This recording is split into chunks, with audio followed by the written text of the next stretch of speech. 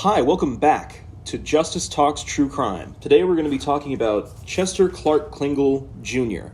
This is going to be the first part in a video series I'm planning to do on Klingel. Originally, I had planned to make one big video as a response to Black Box Online Radio's suspect profile of Klingel. Ned, if you're listening, I'm a frequent listener to Black Box Online Radio, and I enjoy your videos. I just felt like there are some key points that were glossed over or missed that I'd like to go over. Starting off with this Klingel alphabet that I've created. So starting off naturally with the first letter of the alphabet, the capital A. And you can see there's three different versions of the capital A by Klingel. One is this weird little three-stroke capital A, which I think is just a side effect of the fact that when he was writing this, he was 15, and teenagers don't always have the neatest handwriting. The second one you see is pretty consistent with how most people write in uppercase A. It's also consistent with how the Zodiac Killer writes in uppercase A, as you can see.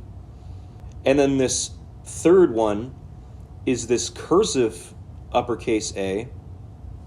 We've only seen this cursive uppercase A from the Zodiac Killer twice, both times on an unconfirmed communication, the Pines card, sent March 22nd of 1971. And I'll put them side by side here so you can see what I'm talking about. Getting to the lowercase a, at first this was a problem letter for Klingel because on his Merchant Marine documents, you can see that he has this hook over the A, almost like a Times New Roman font A, but it looks more like a backwards 6 to me. And he had this throughout his youth, but he seems to have dropped it, as you can see on this Merchant Marine card, when he has this mixture of writing and printing. His letter A is a lot more consistent with what you would see with the Zodiac's A, or what you would see on the Eureka card.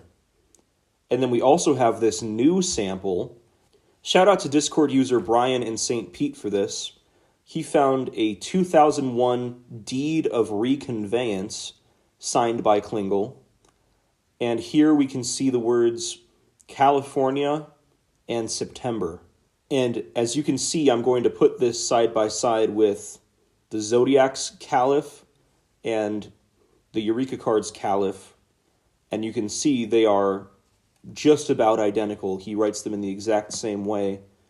But in 2001, when he would be 75 years old, the word seems to break down around the O, and then he gets into this case switching, this messy handwriting, it's overwritten. Again, this mixture of cursive and printing, and it seems like he took an accidental uppercase A at the end, and then he overwrote a lowercase a to try to change it back to what it should be. I think this is a symptom of his old age in this case. Like I said, he would be 75 years old. This would be 11 years after the Eureka card was sent. But you can see that at least by 2001, and quite possibly by 1945, he has changed his style of writing the lowercase a to this more Zodiac-like, more Eureka card-like style of A. And moving on to the uppercase B. And both of these are from 15-year-old Klingel, so again, this is going to be a little bit messy, but you can see his way of writing the B is sort of this upstroke diagonally into adding a 3 attached to it. And you can see in the Zodiac's writing where he writes a line and then he adds a 3 over it. And so I believe that's consistent with how most people write in uppercase B. It's also consistent with how Klingel writes in uppercase B. Then we're going to move on to the uppercase C. We have more samples here. But you can see how sometimes he embellishes the C when he's writing his name, and he'll add these loops. And the Zodiac does not have these loops. But Klingel doesn't always have these loops either, as you can see here and here. But could this be an embellishment of his writing that he dropped when he was older? I know that when I was younger, I used to put a bar through my sevens, and now I don't anymore because it wastes time. So could he have dropped this embellishment for time's sake? Who knows? Moving on to the lowercase d. And you can see here from both Zodiac and Klingel, there's 3 separate styles of the lowercase d, and they are all consistent with each other. And I believe that there's the same motivating movements behind these lowercase d's in both cases. Now we're just going to breeze through the letter E. Most people write a letter E like this, but you can see again it has that same sort of slant to it and the same motivating motion. Getting to a more unique letter, you can see that both Klingel and Zodiac write the uppercase F with 3 strokes. This is less common. You can see they have the slant going the same way again, which is common with right-handed people. And they have these 3-stroke capital Fs. And I'll just compare them to each other so you can kind of see what I'm talking about. And then moving on to the infamous lowercase f. And here we have sort of a candy cane F, and then the second style of sort of this more messy, jagged F. And you can see here matching examples from Klingel and Zodiac of this lowercase f. Again, there are plenty of people who write their lowercase f this way. None of this necessarily means that he's Zodiac. Moving on to the uppercase G. And here we have examples from the Zodiac Killer's ciphers. And you can see he writes the uppercase G all in one motion, counterclockwise, and that it looks like Klingel writes his G in a counterclockwise motion going up and then embellishing it a little bit. And I don't think it's unreasonable to believe that he could have dropped this embellishment later in life, again as a time saver. Then we'll get to the lowercase g, and this is a more unique feature where most people, when they write a lowercase g, they sort of bring it around on the tail. And these lowercase g's, they look more like how I would write a lowercase q, just sort of this counterclockwise motion and then straight down. I'll put some comparisons here so you can see what I'm talking about, but these are very similar in my opinion. Moving on to the letter H. You can see that when Chester writes his lowercase h, it kind of looks like he's writing a 1 and then a little miniature 7. And we can see with Zodiac that he has this more rounded H. And could this be an evolution of Chester Klingel's handwriting? It could be, but of course they could be different people with some similar writing styles. Moving on to the letter I, and you can see that pretty much both of them have this rightward slant to their I, and sometimes with Klingel you have the dot drifting off to the side, as you do with Zodiac. Moving on to the letter J, and here you can see in Klingel's different writings that he has an uppercase J with no bar and an uppercase J with a bar. Now, I have not been able to locate a Zodiac uppercase J that doesn't have a bar, but Klingel sometimes writes the uppercase J with the bar. Or he may have changed his way of writing the uppercase J to adding the bar. Moving on to the letter K.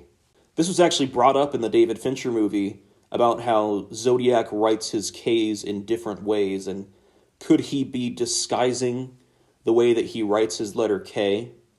And I think there is no better reason to disguise the way that you write the letter K than it being your last initial and you having so many samples of the way that you write the letter K. Moving on to the uppercase letter M. And again here, when Klingel is 15, we have this real messy looking uppercase M. which I believe is a side effect of his youth. I cannot imagine somebody going through the rest of their life writing an M this way. And then we have this other M here, which is consistent with how most people write an uppercase M, and also happens to be consistent with how the Zodiac Killer writes his uppercase M. Moving on to the lowercase m, and you can see here two different examples of Klingel's lowercase m, and he just sort of writes it with this downward motion up into this double hoop. And you can see some examples here from Zodiac, where again, it's this downward motion and then up into this double loop. Moving on to the letter N, and I think that these comparisons speak for themselves. We're moving on to the letter P. And here the only sample we have of Klingel's letter P is from this deed of reconveyance, and it looks like he has a little bit of a mixture of print and cursive in this sample. And so his lowercase p kind of goes down in this counterclockwise swoop and then comes back around. And we don't have any examples of a P like this from Zodiac, unless you believe that Zodiac sent the Badlands card, in which case you can see this sort of cursive P. But we don't know if this is Klingel's printed P or if this is his cursive P. But that's just the only example that we have from Klingel of the letter P, at least available to us as netizens. Moving on to the letter R, and here you can see that both Klingel and Zodiac seem to have this checkmark R, and I believe they're consistent with each other. Moving on to the letter S, and here you can see that sometimes both of them write the lowercase s kind of like a lightning strike or a lightning bolt, and on their uppercase s, they both write it in the way that most of us do. And then moving on quickly to the letter W. And here you can see on the letter W, both of them round off the bottoms of their W. So in conclusion, I am going to default to the Department of Justice's conclusion, and they have innumerable samples, because in 2007, when Tom Voigt brought Chester Clark Klingel's name to the attention of the authorities, the investigation was turned over to the Department of Justice. And they got samples from every legal document he ever put a pen or a pencil to. And they came to the conclusion that it was inconclusive, that Chester Clark Klingel could not be ruled out, nor could he be identified as the author of the Zodiac letters. And from what I'm seeing here, and I'm sure there's more samples, but I agree with their conclusion here. And with that, I'm going to go ahead and end the video. Thank you all for watching,